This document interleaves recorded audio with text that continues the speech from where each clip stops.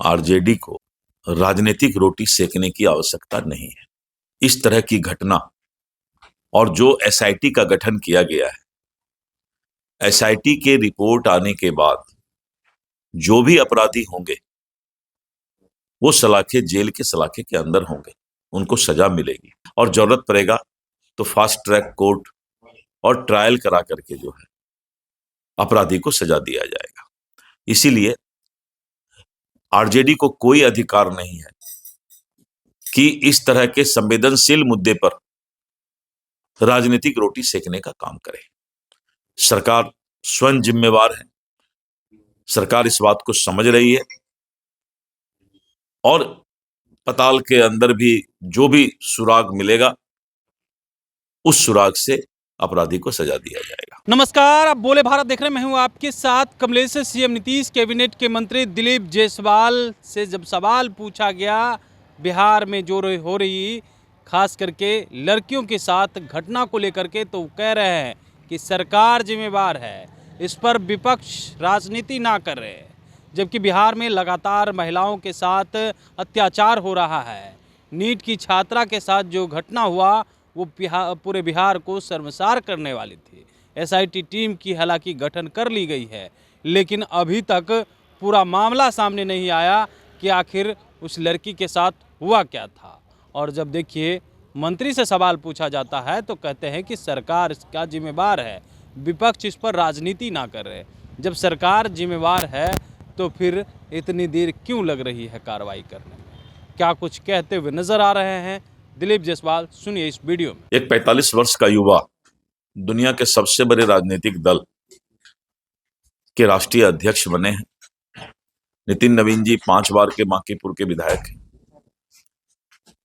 और लगातार बिहार सरकार में मंत्री रहते हुए भी, छत्तीसगढ़ और सिक्किम के संगठन के प्रभारी रहते हुए एक राजनीति का और प्रशासन का दोनों का लंबा अनुभव है। और शुरू से वो युवा मोर्चा से लेकर आज तक संगठन से जुड़े हुए हैं। भारतीय जनता पार्टी ने पूरे देश को संदेश दिया है कि भारतीय जनता पार्टी युवाओं को लेकर के आगे बढ़ना चाहती है।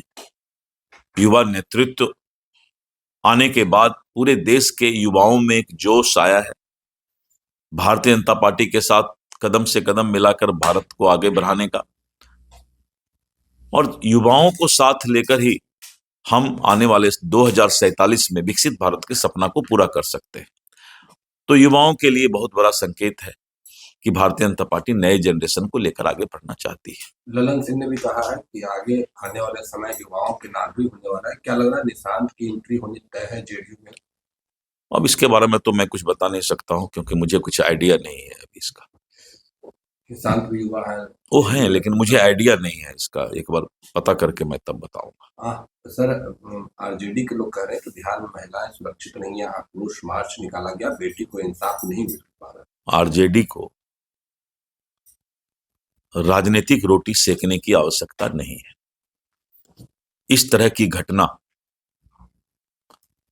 और जो एसआईटी का गठन किया गया है, एसआईटी के रिपोर्ट आने के बाद जो भी अपराधी होंगे वो सलाखे जेल के सलाखे के अंदर होंगे, उनको सजा मिलेगी और जरूरत पड़ेगा तो फास्ट ट्रैक कोर्ट और ट्रायल करा करके जो है अपराधी को सजा दिया जाएगा। इसीलिए आरजेडी को कोई अधिकार नहीं है कि इस तरह के संवेदनशील मुद्दे पर राजनीतिक रोटी सेकने का काम करे। सरकार स्वयं जिम्मेवार है, सरकार इस बात को समझ रही है और पताल के अंदर भी जो भी सुराग मिलेगा उस सुराग से अपराधी को सजा दिया जाएगा। आगे सदन चलने वाले हैं, क्या सदन में पीजी को लेकर या हॉस्टल को लेकर कोई कानून लाया जा रहा है जिससे?